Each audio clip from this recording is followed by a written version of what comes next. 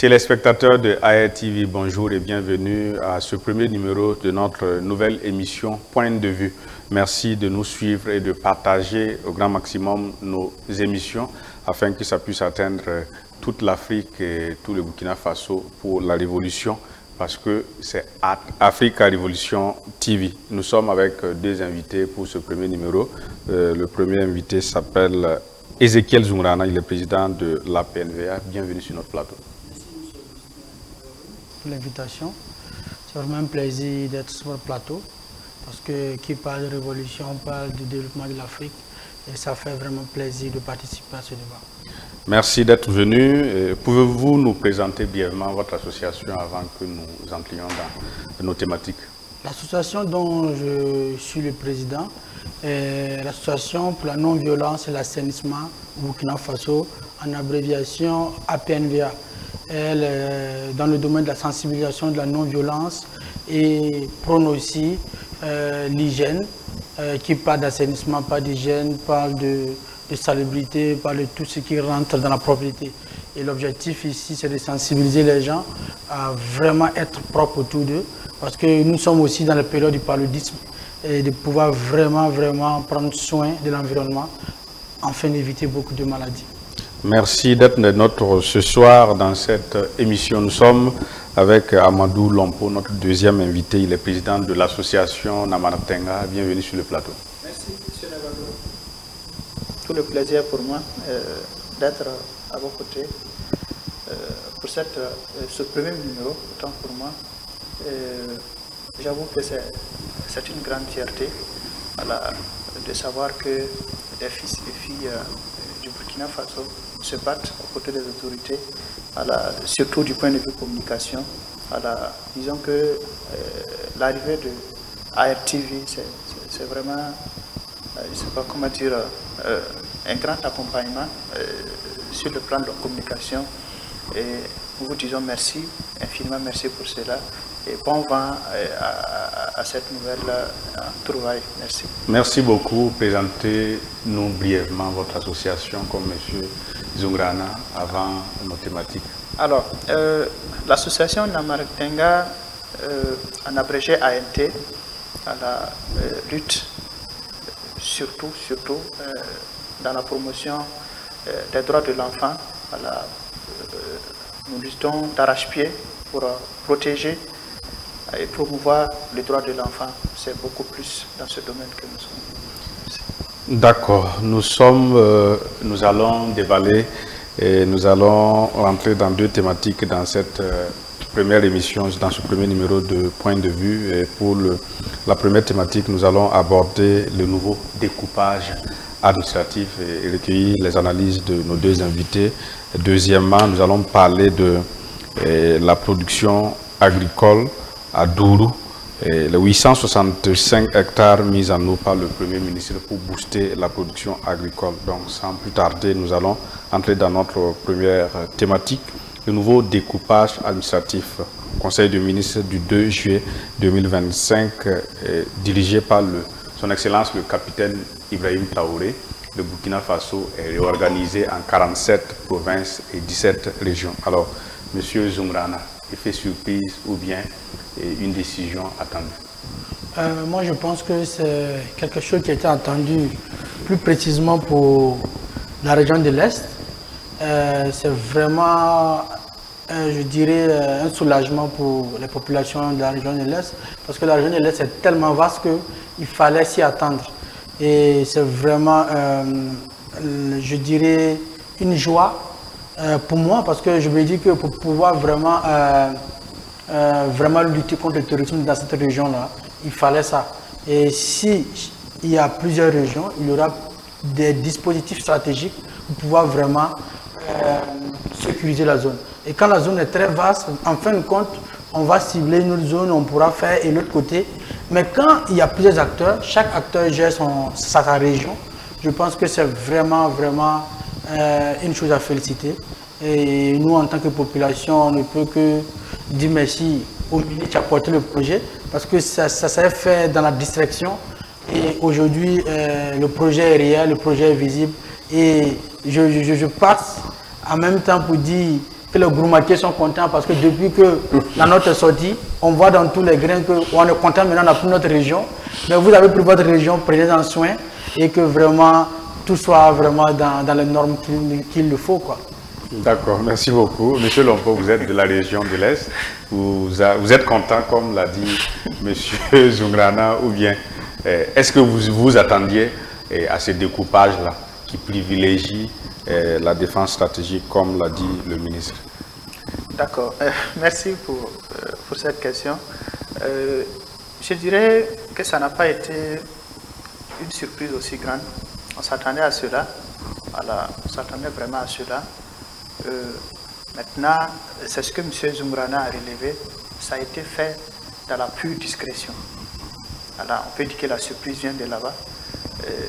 C'est ce qu'on souhaite même d'ailleurs, les grands projets, que ce soit fait dans la pure discrétion et que les résultats soient portés aux yeux de la population. Et ce que je vais ajouter, c'est que si le projet n'existait pas, il fallait forcément créer ce projet. Mais nous savons en même temps que ce projet ne date pas de ce régime, parce que pendant le règne du président Roch-Christian Kaboré, on avait entendu parler de nouveaux découpages administratifs qui n'a malheureusement pas vu le jour pendant son règne. Et que pensez-vous de... Est-ce que c'est le draft de ce qui se préparait sous Roch qui s'est réalisé sous le capitaine Ibrahim Traoré? Exactement, M. Nabaloum. Ce projet date, comme vous l'avez signifié. Ce que je veux un peu préciser à travers ça, c'est que réellement, la région de l'Est, très rapidement, si vous prenez l'ancienne région de l'Est, on va l'appeler comme ça maintenant, l'ancienne région de l'Est qui s'élève avec une superficie de plus de 46 000 km², avec un seul gouverneur. 27 départements, M. Nabalou. 27 départements avec 5 grandes provinces.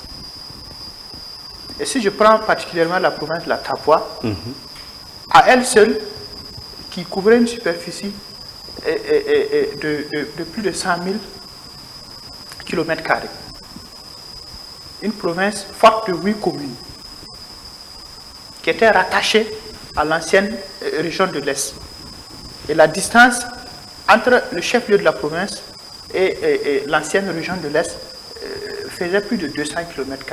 Vous pouvez parler de Fada qui est le chef-lieu de la région, voilà, l'ancienne région de l'Est. L'ancienne région de l'Est, près de 230 km entre l'ancienne province de la Tapua et l'ancienne région de l'Est, Fadan Gourma. Donc, vous voyez que ce nouveau redécoupage-là était vraiment attendu. Parce que, à travers cela, j'avoue que ça, déjà, c'est un vrai ouf de soulagement. Mais nous attendons plus. Voilà. D'accord. Nous lisons ici, prenant en compte cette dimension sécuritaire, les anciennes régions de la Boukout du Moun, de l'Est et du Sahel, qui représentaient à elles seules 43% du territoire, ont été réorganisées. Et ça prend en compte le critère de redécoupage pour la stratégie de la défense. Monsieur Zungrana, que pensez-vous de cette réorganisation, tenant compte du critère de la défense nationale? Nous sommes en pleine guerre. Est-ce que ça va nous permettre, quelque part, de vaincre cet hydre terroriste dans lequel nous sommes depuis à peu près 10 ans maintenant? Moi, je pense que c'est vraiment stratégique, parce que ça va mettre en compétition les différents gouverneurs, les différents chefs d'unité. Parce que si vous êtes dans une région voisine et l'autre côté, ça travaille dur, et chez vous, c'est encore là, ça va susciter des questions. Moi, je pense que c'est vraiment stratégique et je vais revenir sur les dits du frère. Il disait que c'est la distance. Mais est-ce que ce n'est pas un soulagement parce qu'il y avait une rivalité entre les différentes communes et les différentes communes? Parce qu'on a l'impression que la région de l'Est, avec ces dispositifs-là, il y avait une certaine rivalité. Pourquoi on doit revenir à Fada? Pourquoi on doit aller à Diapara? Pourquoi? Est-ce que ce n'est pas... c'est pas un soulagement pour les populations, ça c'est une parenthèse. Pour revenir à celle de Nabaloum, pour moi c'est très stratégique. Parce qu'on va revenir sur des trucs très simples, pratiques. On aura un nouveau DG de la fonction publique, un nouveau DG de l'agriculture, un nouveau gouverneur. C'est vrai que pour d'autres, ça va créer encore d'autres institutions et ça peut être budgétivore, mais ça va permettre à l'autorité d'être en contact de la population. On sait que ces régions aussi sont des régions un peu touchées par les questions sécuritaires. Et si les autorités sont en contact avec les populations, je pense que dans le dialogue, ils pourront trouver la formule adéquate pour pouvoir résoudre les différentes difficultés qui s'y trouvent dans les différentes régions. Et ça va permettre aussi aux différentes directions d'avoir le budget pour pouvoir développer la région.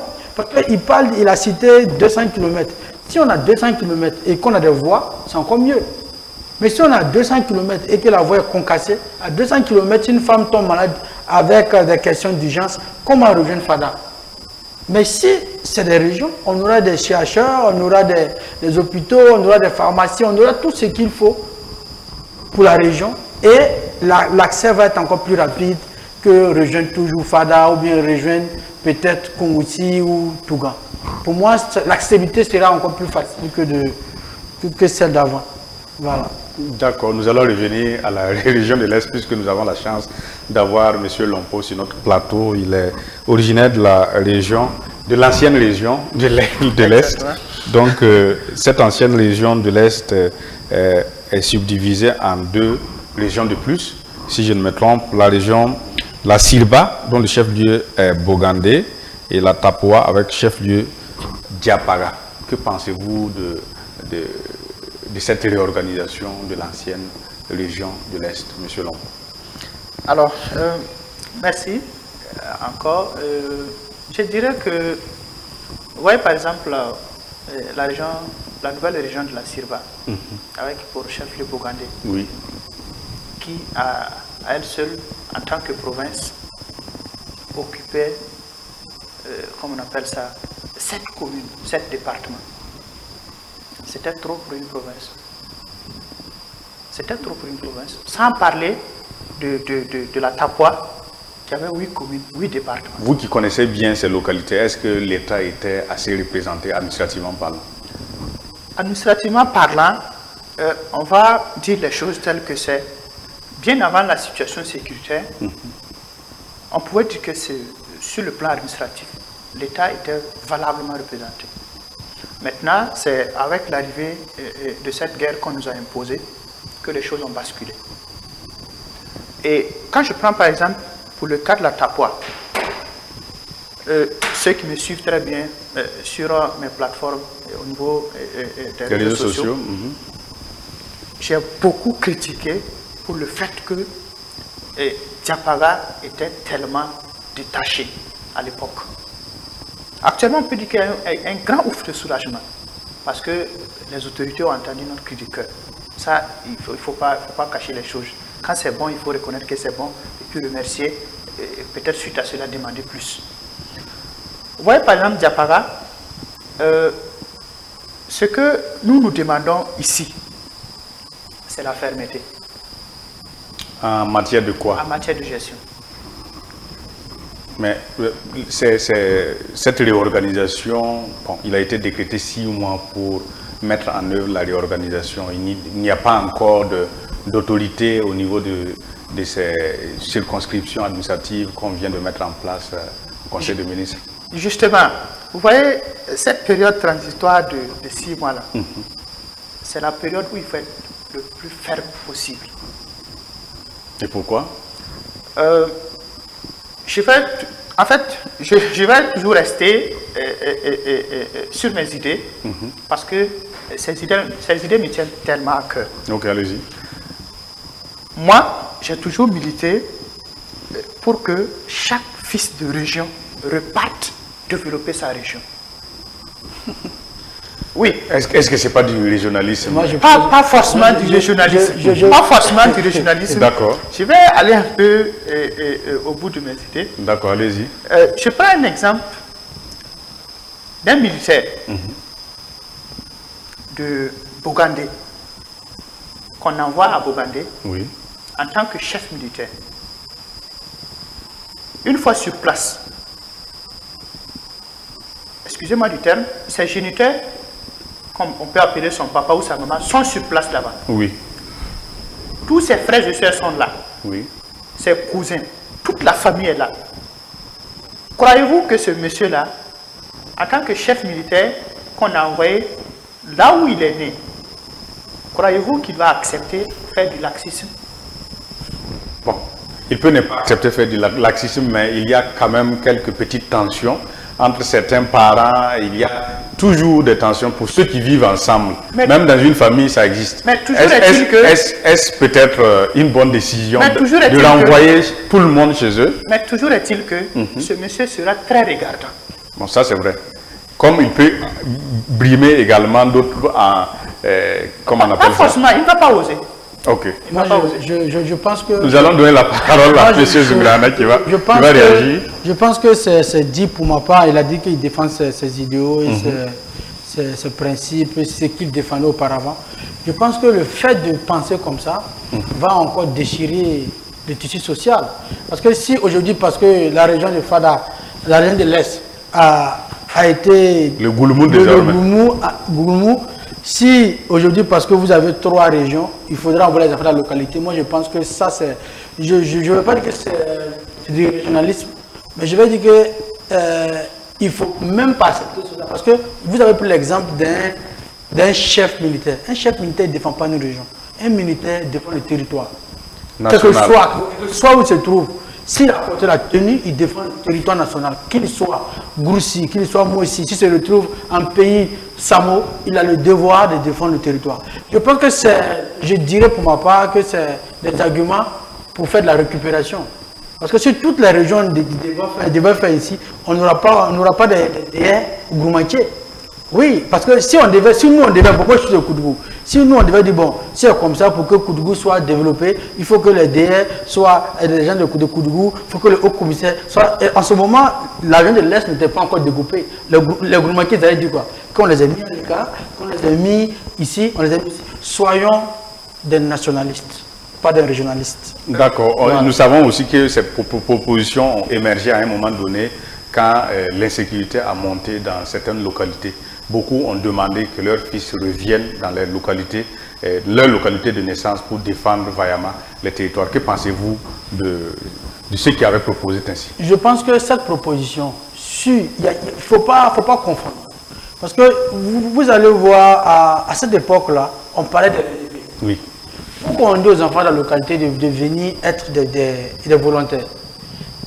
D'abord, quand tu es sur ton territoire, la conviction que tu as de défendre. Ces propositions même ne parlaient pas des VDP, hein, parlaient des militaires comme il l'a dit. Tu vois, en ce moment, si on le fait ainsi, moi je pense que c'est une proposition pour ma part. Oui. Je ne suis pas militaire, je ne suis pas concepteur de stratégie militaire, mais je dirais que c'est dangereux pour un État. Okay. Parce que si dans un État, et on doit regrouper les enfants de la localité, et ceux qui ne sont pas nombreux, ils viennent quoi? Ils seront brimés. C'est ça. Voilà, il faut pas. Moi, je pense que cette proposition-là, c'est une proposition politique. D'accord. Pourquoi j'ai dit c'est une proposition politique? Parce que, pourquoi la proposition vient d'un activité? Parce qu'en réalité, ils veulent que les DR soient les leaders de leur localité. Ils veulent que les hauts commissaires viennent de leur localité pour qu'ils forment un bloc. Mais on est dans un pays où on doit vivre ensemble. On est dans un pays où on prône la paix, la cohésion sociale. Est-ce que le fait de regrouper les gens comme ça en région ne va pas créer une déchirure sociale? D'accord. Monsieur Lompo va réagir et puis on va avancer dans l'émission. Allez-y, monsieur Lompo, très rapidement. On va remonter un peu l'histoire. D'accord, allez-y rapidement. Je prends le cas du Rwanda, de Paul Kagame. Oui. Allez-y voir les archives.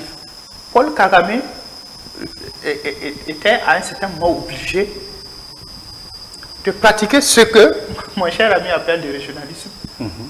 Il a ramené les hauts cadres de l'administration là. Chacun est reparti dans sa région avec un cahier de charge clair, des objectifs bien précis. Est-ce que le problème du Rwanda s'applique forcément à notre situation actuellement? Le problème... Permettez-moi de terminer. Allez-y. C'est clair, il y a des objectifs qui te sont assignés. Et tu as une période de test. Si les résultats ne sont pas bons, on te relève. Et c'est aussi simple. Je prends par exemple le cas de la nouvelle région de la Tapua. Oui. On envoie un gouverneur issu de la localité, avec un cahier de charges bien clair, des objectifs bien définis. Et on lui donne par exemple 2 ans de test. Les 2 ans là, voilà ce qu'on attend de toi. À l'issue de 2 ans, on met le barème en place. Bon. Est-ce que ce qui a été fait est bon? En tant que fils de la localité, je dis bien en tant que fils de la localité, s'il n'a pas de résultat au bout des 2 ans là, sa propre conscience ne va pas lui dire. Vous voyez le découpage, je vais l'arracher la parole. Vous voyez le découpage administratif, le découpage traditionnel ne concorde pas. Hein. Si on va l'appliquer ici, on aura encore d'autres difficultés. Là-bas, au moins, c'est un bloc. Oui. Mais si on revient peut-être, on va prendre une région, l'ancienne région des Ziaré. Oui. Ziaré, Boussé relève des Ziaré. Mais Boussé à Ziaré, traditionnellement, c'est pas compatible. Si on doit le faire ici, je pense qu'on va encore remuer le couteau dans la plaie. Soyons, nommons des gens, des patriotes, des nationalistes, des gens qui vont travailler quelque chose, si se retrouvent en pays Samo, reconnaissent le Burkina comme le pays et donnent le meilleur d'eux-mêmes pour le développement de ce pays. Nous allons avancer dans l'émission, sinon le temps va nous surprendre certainement. Et nous avons 2 autres régions. La région du Sourou, avec pour chef-lieu, je crois que c'est, je vais regarder dans mon texte, Sourou pour chef-lieu Touga, et la région du Soum avec chef-lieu Djibo. Il y a ce qui a été avancé pour ce nouveau découpage administratif. C'est stratégique pour la défense. Que pensez-vous de ces découpages-là? On était en train de débattre déjà sur qui doit être nommé à la tête de ces nouvelles régions. Mais que pensez-vous des civils administratifs ou bien des militaires qui doivent être peut-être à la tête de ces régions pour pouvoir aider à retrouver la paix? Ézéchiel. Moi, premièrement, je vais dire la rapidité d'intervenir. Parce que si le chef n'est pas loin de différentes communes, on peut intervenir de façon pragmatique. Le commandement est déjà là. On déclenche, automatiquement, c'est appliqué. Mais si le chef-lieu est très loin, le temps de quitter le chef-lieu, la région, on va rester encore dans la région de l'Est. Si l'unité doit quitter Fada pour aller jusqu'à 200 km pour aller intervenir, c'est très loin. Mais si on a déjà le dispositif dans les différentes régions qui ne sont pas loin des communes, on peut intervenir de façon pragmatique. Et puis ça va amener encore, je dirais, les forces de l'ordre à vraiment contrôler la zone, le territoire. Parce que plus le territoire est restreint, plus les marges de manœuvre sont connues. Je pense que la rapidité d'intervention et puis de vraiment sécuriser. Parce que quand c'est loin, on vient, on intervient. On doit aller encore dans d'autres communes qui sont encore éloignées à 100, 150 km de d'autres communes. Et puis on laisse ici, même si on laisse 2 personnes. Mais quand c'est pas loin, on peut faire le ratissage et puis contrôler la zone sans problème. D'accord. Nous savons que ce que nous vivons comme difficulté sécuritaire a démarré dans le Soum. Et le Soum devient une région avec le chef-lieu Djibo. Que pensez-vous? Et je reviens encore sur ma question. Est-ce que dans ces régions, à fort défi sécuritaire, on doit nommer des administratifs ou bien des chefs militaires en tant que commandants de ces régions et même commandants au niveau des communes ou bien des départements? Oui, c'est ce que j'ai dit auparavant. Vous avez dit que c'est le Soum, hein? C'est Djibo. Imaginons si on met un commandant à Djibo. On met des unités. En ce moment, on va réorganiser même les directions. C'est ça. On va réorganiser les directions. Et plus, aujourd'hui, même le gros problème du tourisme, c'est la... Je vais dire que c'est parce qu'ils interviennent où il n'y a pas assez de population. Si on a des DR, et puis la commune, il y a une forte densité, vous allez voir qu'on va éloigner ça. Les gars interviennent tout simplement parce que la plupart des gens des villages, c'est 2-3 personnes. On vient, on vous effraie, vous quittez la zone. Mais si la zone est bien habitée, bien régie avec des DR, moi je pense qu'on a dit qu'on veut des patriotes. On a dit qu'on veut le développement, qu'on assume les conséquences du développement. Le développement, c'est ça. Le développement, c'est d'avoir des hauts commissaires, des gouverneurs au même pied que les populations. Imaginons si Djibo n'avait pas un gouverneur, le gouverneur se retrouve dans une autre région, mais la population, ils ne seront pas rassurés. Mais si on met le dispositif, étant population qui est là-bas, tu vois que l'État est regardant. L'État veille sur vous, tu n'as pas de crainte. Pour ma part, c'est très très stratégique en matière de contrôle du territoire. Parce qu'on pourra contrôler les fonctionnaires qui quittent leur zone pour venir dans d'autres régions, parce qu'il y aura une direction de la fonction publique. Tu ne pourras pas créer ton poste pour venir t'asseoir à Ouagadougou pour dire que là-bas, il n'est pas praticable, puisque ton DE est là-bas, ton DP est là-bas, le haut commissaire est là-bas. Toi, en tant qu'agent, tu ne peux pas quitter la zone. Donc, il n'y aura pas de défaillance technique. Ok, M. Lompoc, 2 provinces de plus, 4 régions de plus, et le critère stratégique de défense est avancé.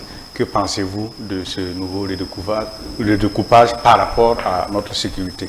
Est-ce que cela va nous permettre de retrouver la paix et la quiétude dans le Burkina Faso de nos grands-parents?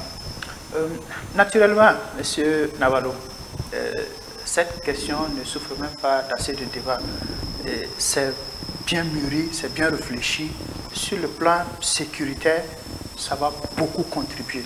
Je prends par exemple la zone de la Tapua, toujours, que je maîtrise très bien. Ouai Kanchari, la Tapua même de façon générale, qui fait frontière avec 2 pays, à savoir le Niger et le Bénin.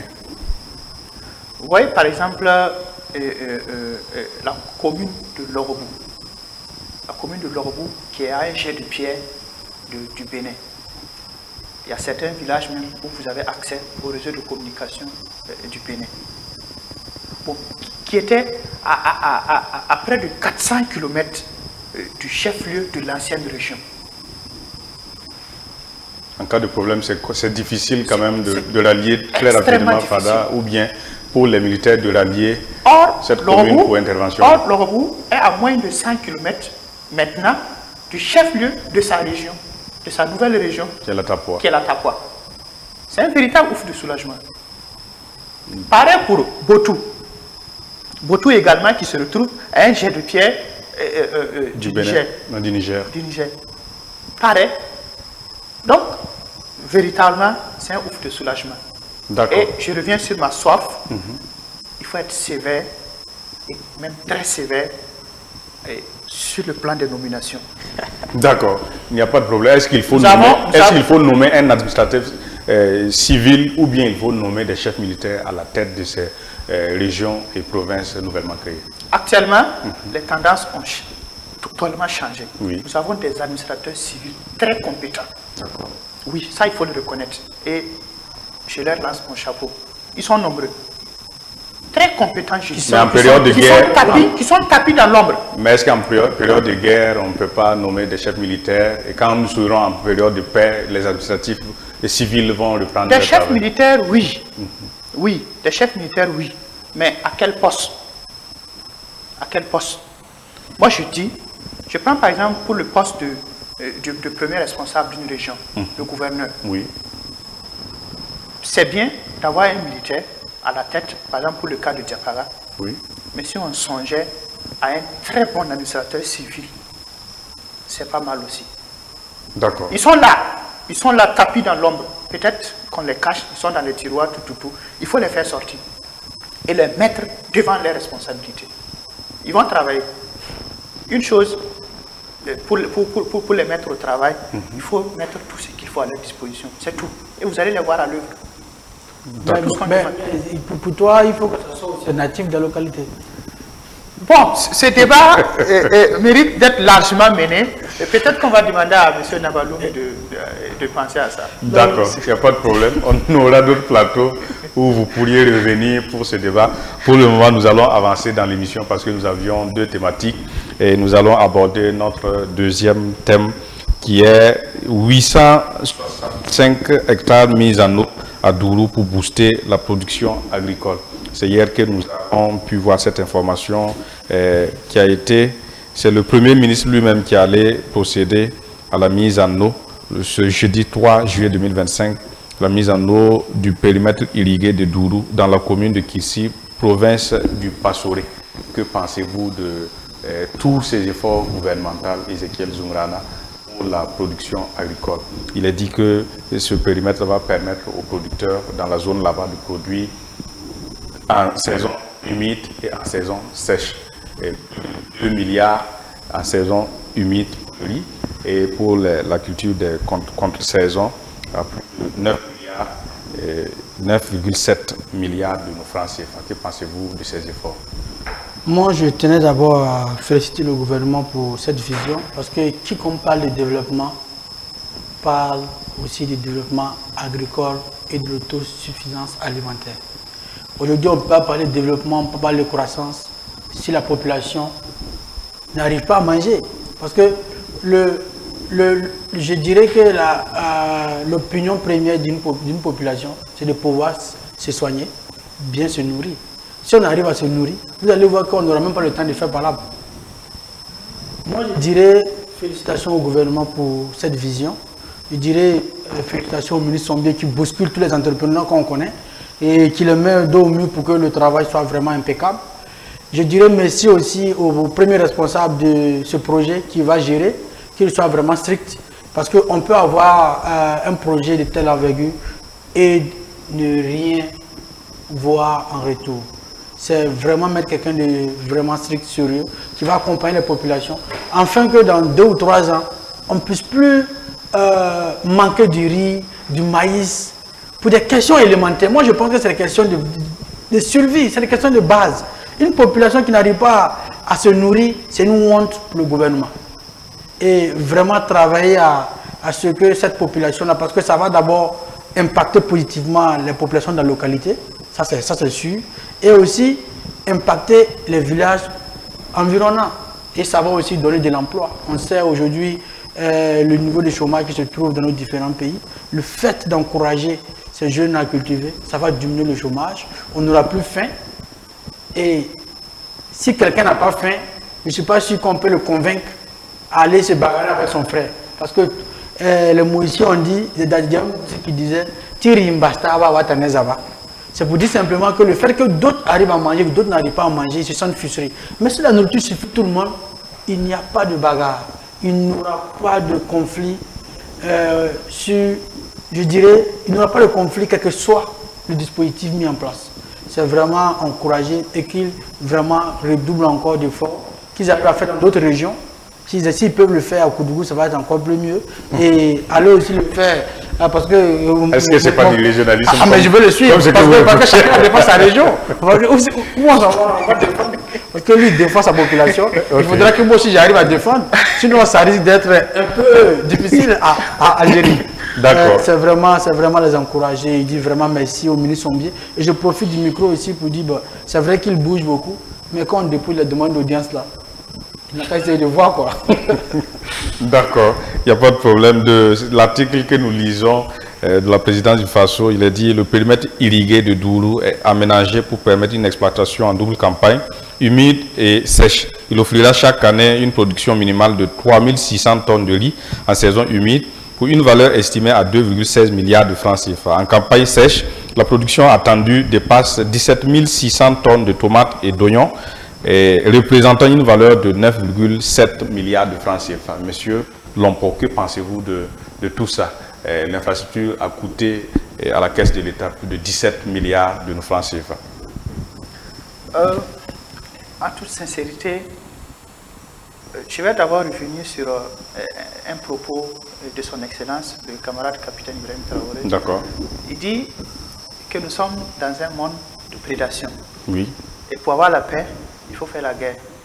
Moi, j'ai pris ça un peu plus loin. Il faut faire la guerre, là.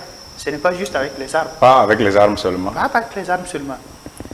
Il y a la guerre avec les armes, il y a la guerre de communication, et il y a la guerre contre la faim. L'offensive agricole, agro-silvopastorale. Et voilà ce qu'ils sont en train de faire. Franchement, c'est un projet qui va venir soulager des milliers de personnes. Et je profite de l'occasion pour dire que c'est ce genre de projet qu'il faut à ces nouvelles régions qui viennent d'être créées. Oui, tu vois. Oui, bien sûr, ça tapoine à ça. C'est ce genre de projet qu'il faut à ces nouvelles régions qui viennent d'être créées. Nous, dans la Tapa, on a tout. On a la forêt, on a l'eau, on a des barrages, il y a l'or, il y a presque tout. Il y a de l'espace. Il reste maintenant l'aménagement pour permettre aux agriculteurs de travailler. Aux braves agriculteurs, parce que nous tous on va repartir pour cultiver. Si c'est aménagé. Ah oui. Mais il faut qu'ils commencent d'abord avec les anciennes régions avant d'arriver pour Saint-Denis. Ouais. Koudougou n'est pas un reste. Voilà. Kaya non plus. Il le faut. En tout cas, bravo au gouvernement. Bravo. Nous ne faisons que les encourager et prier Dieu qu'il puisse les accompagner davantage. D'accord. Monsieur Zungrana l'a relevé. Le Premier ministre, son Excellence Jean-Emmanuel Rimdalba Ouedraogo, il a demandé aux techniciens et aux producteurs qui vont travailler sur ce périmètre de bien entretenir l'ouvrage qui a coûté cher au budget de l'État et qui doit permettre à tout le Burkina Faso d'atteindre l'autosuffisance alimentaire. Qu'avez-vous à dire à l'endroit de ceux qui vont exploiter ce périmètre-là et aux techniciens qui vont suivre le travail des producteurs? En tout cas, le message est très simple.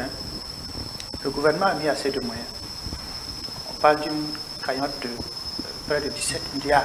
Ouais. C'est pas du n'importe quoi.